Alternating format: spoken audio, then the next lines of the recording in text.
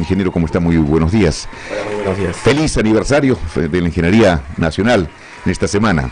Sí, y además que se viene el Día del Ambiente el día 5 de junio, en donde justamente hay una serie de actividades no solo del Ministerio del Ambiente, sino de diversas entidades, ¿no? Y en especial de los gobiernos locales, lo cual es bueno para promover una cultura ambiental ciudadana que sea óptima para el manejo de residuos. Claro, manejo de residuos, eso es algo muy importante. A ver, por acá está el celular del ingeniero Zárate, nos están viendo por la pantalla. Bueno, el recojo, ¿cómo es el manejo? ¿Cómo realizar un eficiente manejo de residuos sólidos, ingeniero Tinoco?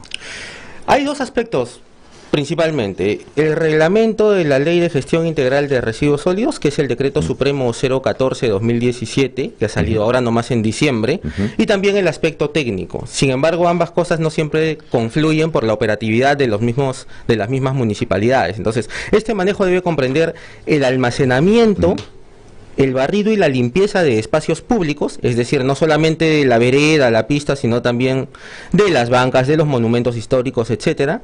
La recolección de residuos sólidos, que debe ser selectiva además, es decir, aquellos materiales que puedan reciclarse para entrar a una valorización, y también aquellos residuos que no tienen pues un aprovechamiento y que deben ir a un sitio de disposición final.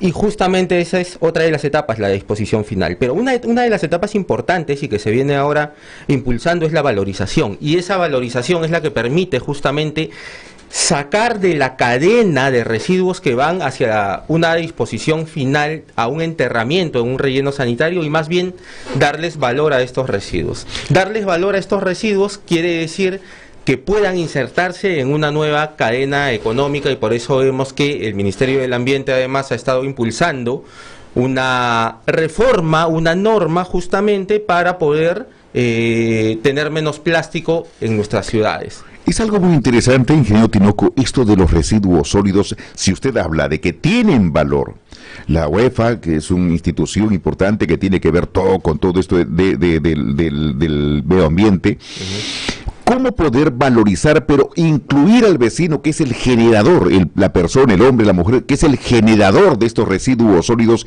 incluirlo en el beneficio? ¿Cómo podríamos hacerlo? Sí, genial que me preguntes eso, porque quiero desmitificar algo. A ver. Lo que ocurre es que mucha gente piensa que le van a pagar por sus residuos bajo un escenario económico diferente, en donde el manejo de los residuos sólidos es óptimo, lo cual no ocurre. Lo que ha ocurrido es que hay algún país dentro de la Unión Europea que ha empezado la exportación de sus residuos para que otro país lo aproveche como energía. Eso es una cosa totalmente diferente. ¿Qué ocurre ahora? Este año se ha declarado como año de lucha por la disminución del plástico. Y esa disminución del plástico, más allá del tema ambiental, de que hay mucho plástico en los océanos, de que hay muchas especies que están sufriendo con el tema de que haya plástico en los mares, etcétera, está ocurriendo que China en enero de este año sacó un decreto mediante el cual dijo: ya no voy a recibir plástico de ningún país. Ojo que China recicla el 50% del plástico del mundo. Del mundo, sí, sí. Y los principales países aportantes pues son Estados Unidos y algunos países de la Comunidad Europea.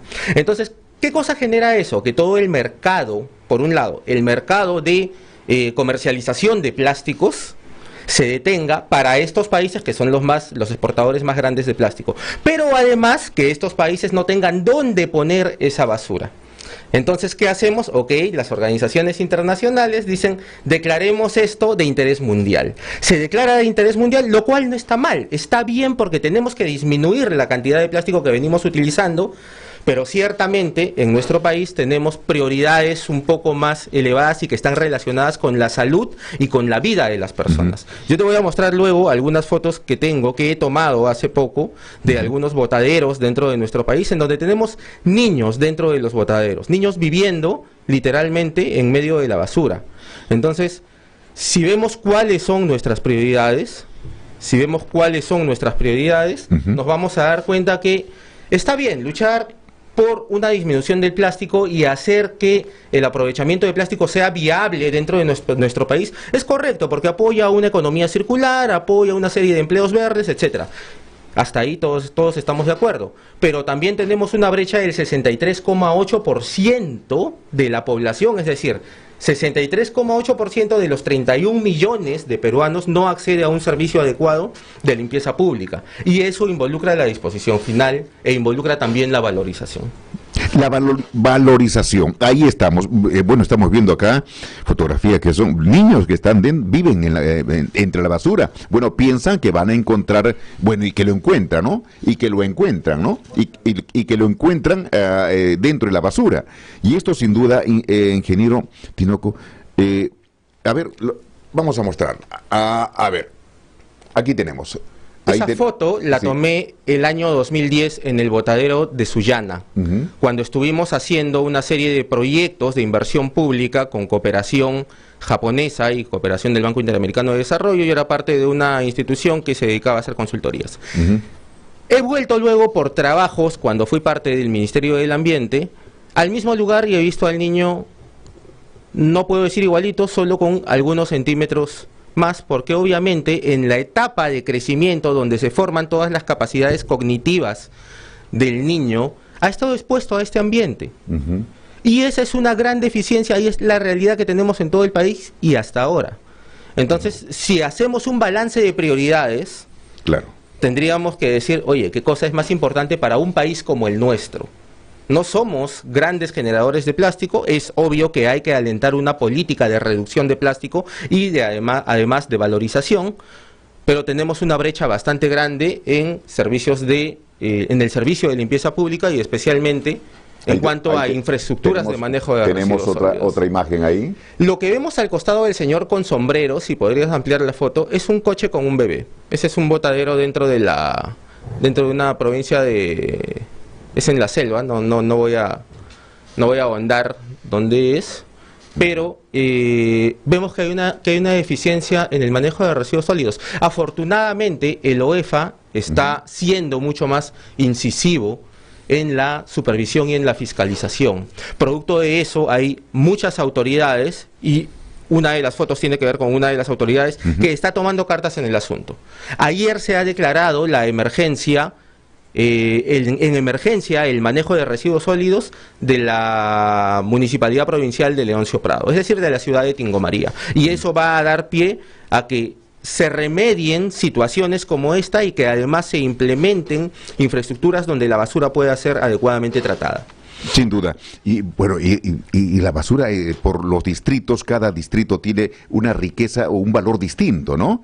Hay distritos, por ejemplo, Miraflores tiene un tipo de basura, San Juan del Urigancho tiene otro tipo de basura, y esa basura tiene un valor, digamos, cuantificado, ¿no?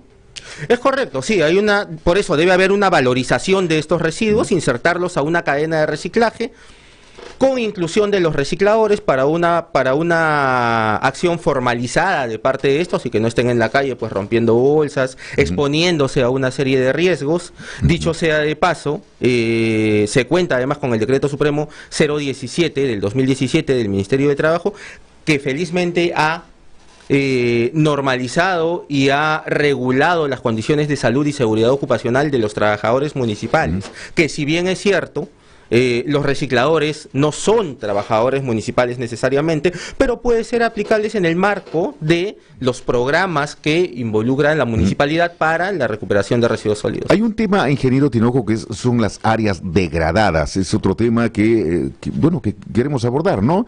¿Qué son estas áreas? Los botaderos.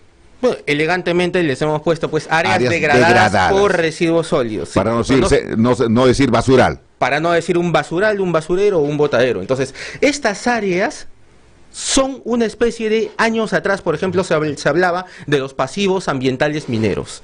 Es decir, de los botaderos, los desmontes, etcétera, que había dejado la minería, formal o informal, pero que no había sido regulada por el Estado en su debido momento. Entonces, algo similar ocurre con la basura, con estos espacios, en donde se ha ido arrojando por años. Hay botaderos que tienen más de 30 años.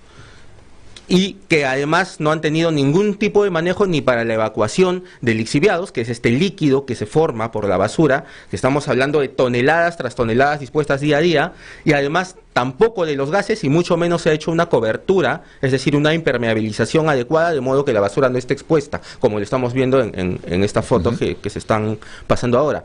Entonces, ocurre que tenemos, según OEFA, cifras de OEFA hace unos meses, 192 botaderos, y luego, bueno, se han retratado diciendo que hay más de 1000 botaderos. Y es la verdad, somos 1876 distritos, más allá de municipalidades pues rurales o de centros poblados, y por lo menos más de 1000 de ellos tienen botaderos. Entonces, esos botaderos ciertamente deben de recuperarse, pero no recuperarse el botadero, sino recuperarse el área. Es decir, si hubo un botadero, por ejemplo, en el distrito de Asia, que tiene una configuración de costa, de desierto de costa, pues tiene que volver a ser desierto.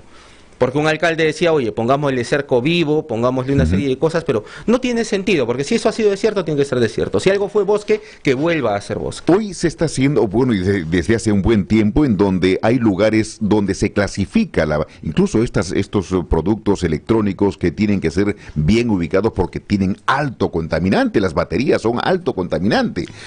¿Cómo poder orientar y educar a la población para que sepan de que con lo que están votando pueden, digamos, afectar su misma salud?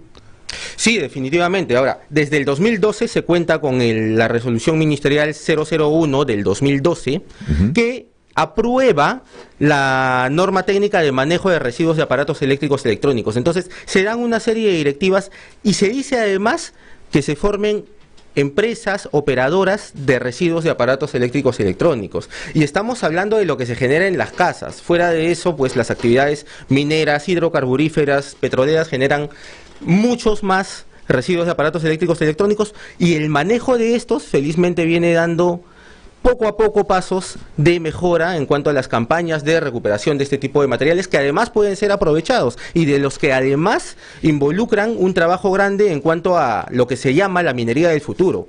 Todos los aparatos celulares, pantallas, etcétera, tienen metales y tierras raras cuya extracción del suelo es bastante difícil. Entonces, en la India, por ejemplo, se extraen todos estos materiales y tiene una denominación de electrical mining, de minería de aparatos eléctricos. Entonces, al nivel que llegamos en nuestro país, y muchas veces en la parte informal, si nos vamos a Paruro, en el centro de Lima, nos vamos a dar cuenta, se recuperan las placas, estos integrados verdes que tienen pues muchos aparatos electrónicos, se pican, se envasan, y eso es lo que se exporta. Pero no estamos llegando a un nivel de aprovechamiento de estos metales todavía, sino solamente a la exportación de estos para su aprovechamiento en otro país.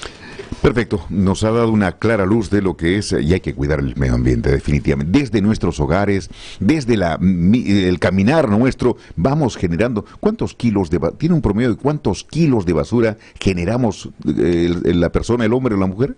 El promedio en el país es de 0.88 kilogramos por habitante día, y esto varía porque generamos residuos en nuestras casas, lo cual estamos hablando de 0.56 kilos por habitante día, pero una vez que venimos al trabajo, venimos a estudiar, estamos en la calle y nos comemos una galletita, ya la envoltura va generando, es decir, hay residuos domiciliarios dentro de la casa y no domiciliarios fuera de nuestra casa. Ingeniero Tinoco, gracias por esta orientación clarísima, por cierto, y evitemos contaminar. Cuidemos el medio ambiente.